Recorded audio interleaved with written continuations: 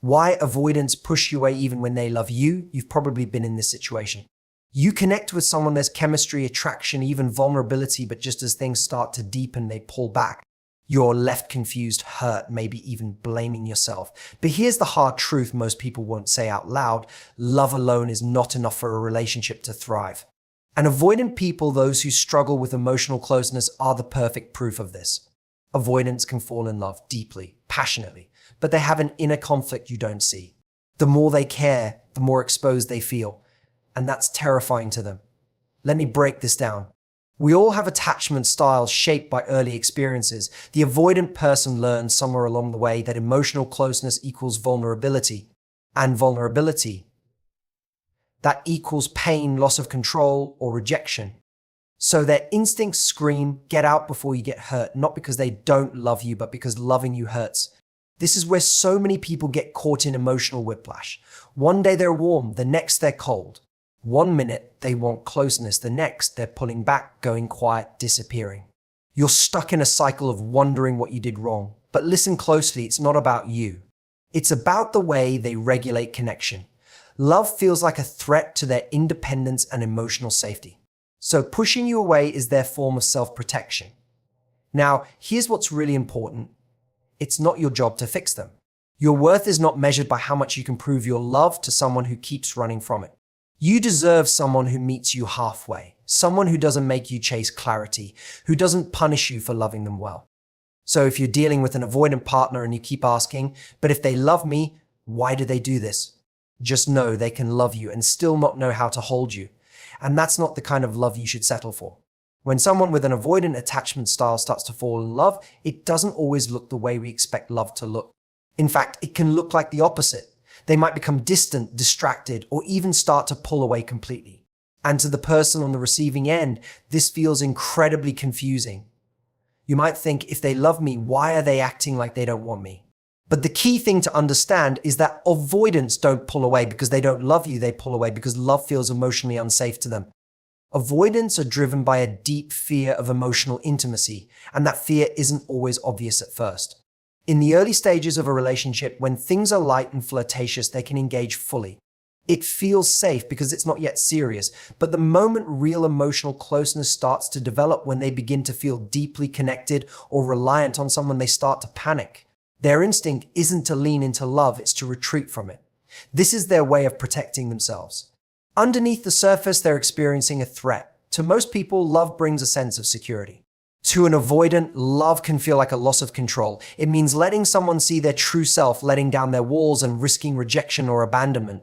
That level of exposure is terrifying. The more they care, the more vulnerable they feel. So ironically, the deeper their feelings become, the more likely they are to push the other person away. It's not because they want to hurt you, it's because closeness feels dangerous. This can be incredibly painful for their partner, who may not understand why the warmth and connection they once shared is suddenly replaced with distance and silence. It can feel like a switch has been flipped. One moment there was affection, intimacy, laughter, and the next, there's withdrawal. This pattern is particularly hard because it's not logical. It doesn't match what we're taught love should look like. Most people think if someone's in love, they want to be close, they want to commit, they want to build something. But with an avoidant, love activates their fear system, not their comfort system. Their nervous system literally interprets emotional intimacy as a threat. That may sound dramatic, but it's how their brain and body respond based on past experiences often rooted in childhood. Many avoidants grew up in environments where closeness was either inconsistent, overwhelming, or conditional. They learned to self-soothe, to withdraw, to rely on themselves. So in adulthood, the prospect of needing someone or someone needing them triggers deep-seated discomfort. The more someone tries to get close, the more the avoidant feels the urge to reclaim space. So when an avoidant pushes you away, it's not because they've stopped caring. It's because caring too much feels dangerous. Loving you means risking being loved back, and to someone who equates love with pain, loss, or disappointment, that's a threat they're not sure they're ready to face. Their mind tells them, don't get too close or you'll lose yourself, or if you let them in, they'll see the parts of you you're hiding and they'll leave. These beliefs don't come from the present, they come from unresolved emotional wounds. And unfortunately, the more intense their feelings become, the more those wounds are triggered. The tragedy is that avoidants often sabotage the very relationships they long for. They crave connection but fear it. They want love but don't know how to receive or maintain it. And so without even realizing it, they repeat a cycle, get close, feel unsafe, pull away. Then when they sense distance from their partner, they may come back briefly before the cycle starts again. Understanding this doesn't excuse hurtful behavior, but it can help make sense of the pattern. It's not about you doing something wrong. It's about how they experience emotional closeness. They push away not because they don't feel love, but because they do, and that's the scariest part for them. When someone with an avoidant attachment style begins to pull away, it's incredibly easy to turn the blame inward. You might start asking yourself, was I too much? Too needy? Did I say something wrong? It's natural to try to connect their withdrawal to something you did or didn't do. But this self-blame is a trap.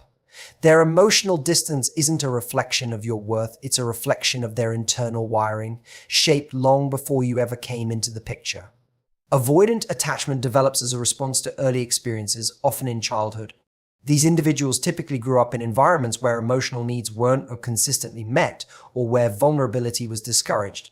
They learned, often unconsciously, that expressing emotions, especially fear, need, or sadness, didn't lead to comfort, connection, or safety.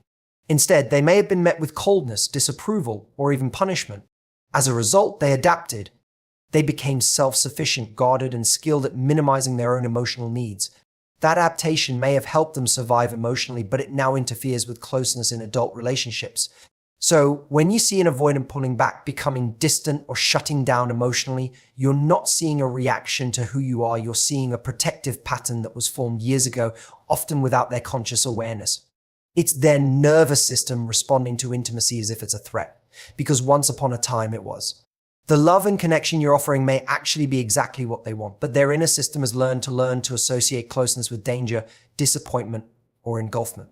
This is why trying harder, giving more, loving louder, chasing them rarely works. Because no matter how much reassurance you give, no matter how perfectly you walk on eggshells, you cannot outlove someone's trauma. You can't control the way their brain interprets emotional connection. And the more you personalize their behavior, the more trapped you become in a cycle of proving yourself to someone who's already struggling to accept love, no matter how genuine it is.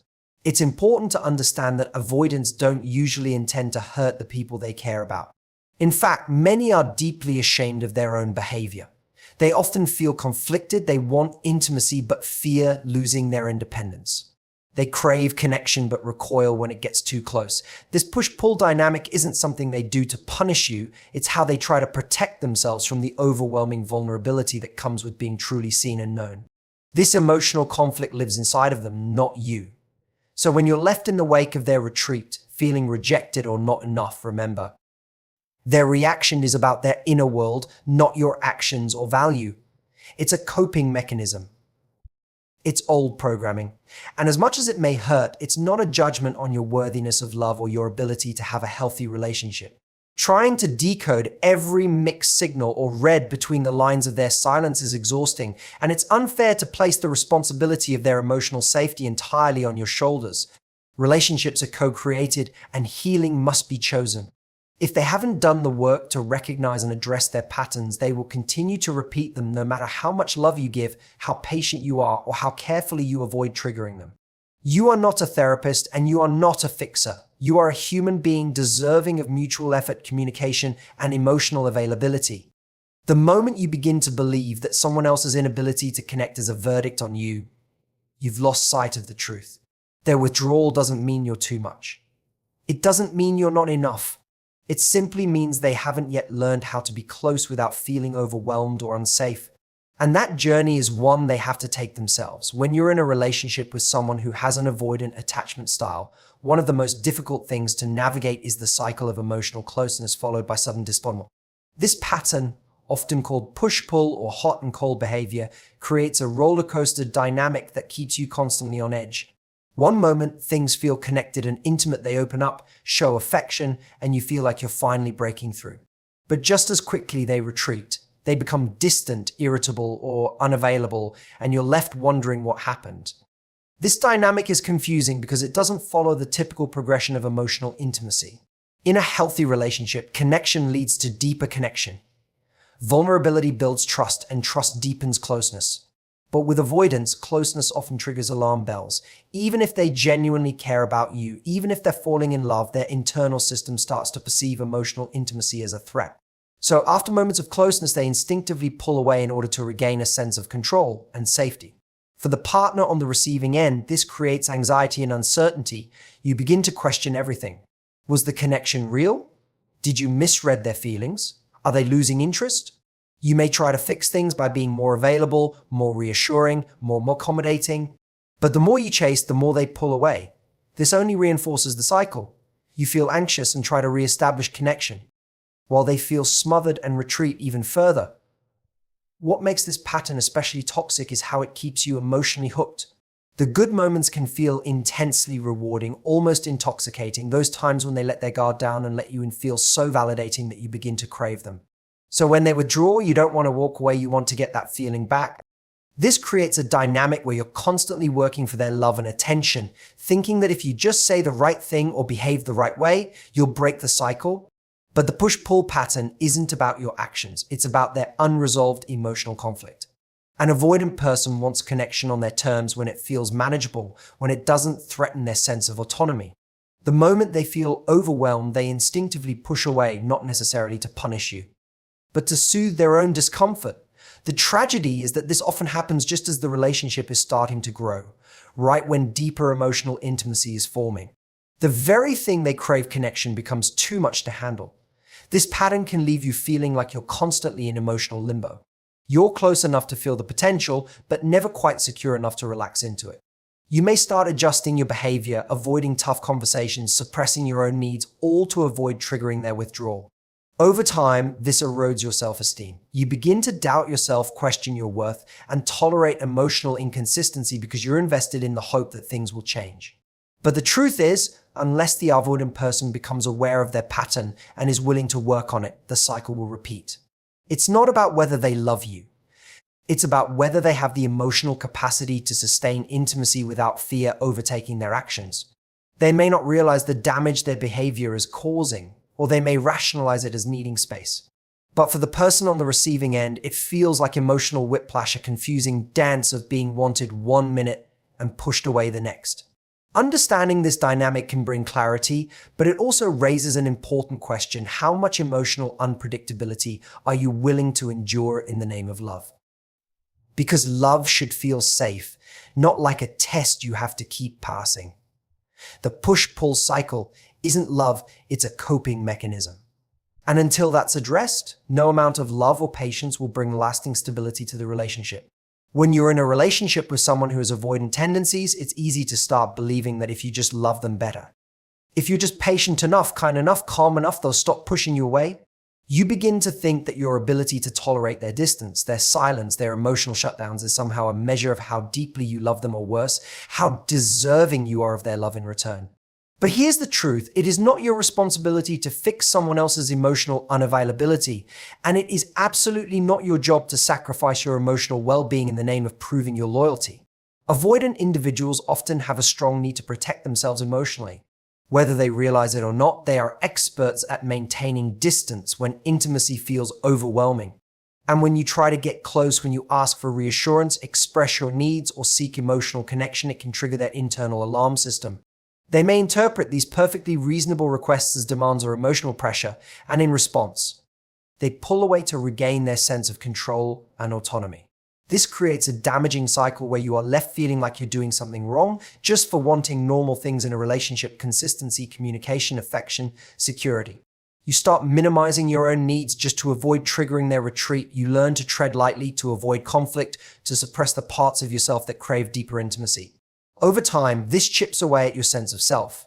You begin to measure the success of the relationship by how well you can avoid setting them off, rather than how emotionally fulfilling the relationship actually is. Trying to love someone into being ready doesn't work. You could be the most emotionally intelligent, supportive, understanding person on earth, and it still wouldn't be enough to change someone who hasn't decided to do the inner work to become emotionally available. Their journey is theirs. You can support them, sure. You can show up with kindness and compassion. But you cannot carry the full weight of their healing. And if they are consistently unwilling to meet you halfway, if they continually avoid difficult conversations, minimize your needs, or emotionally retreat the moment things get real, then it's not your love that's lacking. It's their readiness. This is where boundaries become essential. You have to get clear about what you're willing to accept and what you're not. Love is not supposed to feel like a constant emotional audition. You should not have to prove over and over again that you're safe, that you're worthy, that you won't abandon them. It's not your job to endlessly absorb someone else's fear of closeness and pretend that it's not affecting you. Because it is. It's exhausting to be the one constantly reaching across the emotional gap, hoping that this time they'll meet you in the middle. What often keeps people stuck in these relationships is the belief that walking away means giving up on someone. But there's a difference between giving up and recognizing when your effort is not being reciprocated. There's a difference between empathy and self-abandonment. You can understand someone's emotional wounds without making their healing your burden. You can care about their pain without ignoring your own. And perhaps most importantly, you don't earn love by suffering. Being patient in the face of emotional inconsistency doesn't make you more worthy, it just makes you more tired. Real love doesn't punish you for wanting connection. It doesn't ask you to shrink yourself to avoid being too much. It meets you where you are. And if someone is unwilling or unable to do that, it's not a reflection of your value, it's a reflection of where they are on their own journey. You don't need to carry both sides of the relationship to prove you're worthy of love. You're already worthy. The right person won't need convincing. Love, at its core, should offer a sense of safety. It should feel like a place where you can exhale, where you are seen and understood without constantly fearing the loss of connection. When you're with someone who is emotionally available and secure, you don't have to constantly analyze their behavior, decode mixed signals, or tiptoe around their moods. You don't have to wonder where you stand or whether you're being too much. Real love is not about anxiety and guessing, it's about clarity and emotional presence. Being in a relationship with someone who has an avoidant attachment style often strips away that clarity. You can find yourself in a constant state of confusion, unsure whether their moments of affection are genuine or fleeting. One day they're fully engaged, affectionate, and intimate. The next they're distant, distracted, or even cold. This inconsistency makes you doubt what's real. You may cling to the high points, hoping they signal a breakthrough, only to be crushed when they disappear again without warning. That confusion becomes addictive. You start to equate the moments when they come back with proof of love. The emotional distance they impose starts to feel like a challenge, one that you need to overcome by being better, more patient, more understanding. But this is not love. This is emotional survival. It's managing someone else's comfort at the expense of your own emotional needs. It's performing stability in the hopes that they'll finally choose to be consistent. And it's deeply draining. What you must recognize is that healthy love does not feel like emotional chaos. It doesn't leave you constantly questioning whether you're too needy or too sensitive. It doesn't make you beg for reassurance or shrink your needs to maintain harmony. Real love is not measured by how much confusion you can tolerate. It is measured by how emotionally safe and supported you feel in someone's presence. When love is real and secure, it doesn't feel like you're walking on a tightrope. It feels like solid ground. You're allowed to express your thoughts, to ask for what you need, to show up as your full self without fear of rejection or punishment. You're not punished with silence when you're vulnerable. You're not made to feel guilty for wanting intimacy or connection. You are met, not avoided. The kind of love that confuses you is not a reflection of how desirable or important you are. It's a reflection of someone else's limitations. And while it's easy to romanticize emotional struggle, to think that staying in the confusion proves your depth or devotion, the truth is this: staying in relationships that make you feel uncertain and unstable doesn't make you loyal. It makes you lost. You deserve someone who doesn't make you feel like you have to earn love by being endlessly patient or low maintenance. You deserve someone who communicates, who leans in when things get difficult, not someone who disappears at the first sign of emotional depth. The right love doesn't leave you in limbo. It doesn't retreat when you get closer. It says, I'm here even when it's hard, when someone consistently makes you question your value, when you have to fight for basic emotional clarity. You're not experiencing love, you're experiencing the absence of it, masked by occasional highs. And it's those rare moments of warmth that keep you holding on, even though the overall experience is marked by doubt and inconsistency. But love should not require you to live in constant emotional suspense. The right love will make you feel at peace. It will make you feel chosen, not occasionally, not conditionally, but continuously. And it will feel clear. Because love, real love, doesn't confuse you. It grounds you. So if you've ever found yourself confused by someone who seems to love you deeply but pushes you away just as intensely, I want you to remember this: it's not always about you. People with avoidant attachment styles don't withdraw because they don't care, they withdraw because caring too much feels unsafe to them. Their instincts, shaped by past wounds and self-protective patterns, drive them to protect their sense of autonomy at the very moment intimacy begins to deepen. But no matter how much you understand someone's pain, it is not your job to heal it for them. You can love with empathy, but you should never have to lose yourself in the process. Love that leaves you anxious, guessing, or waiting in emotional limbo is not love that's ready to meet you fully. You deserve a love that feels safe, consistent, and secure. A love that brings you closer with time, not one that disappears when things get real. You deserve someone who chooses you with clarity, not someone who needs distance every time their heart gets involved. Thank you for giving your time, attention, and open heart to this conversation. These topics aren't always easy, especially when they hit close to home, but I hope today gave you clarity, strength, and permission to want and expect emotional availability in your relationships. Take care of your heart, protect your peace, and remember, real love doesn't leave you guessing. It feels like home. Thank you so much for listening. Take care, and until next time.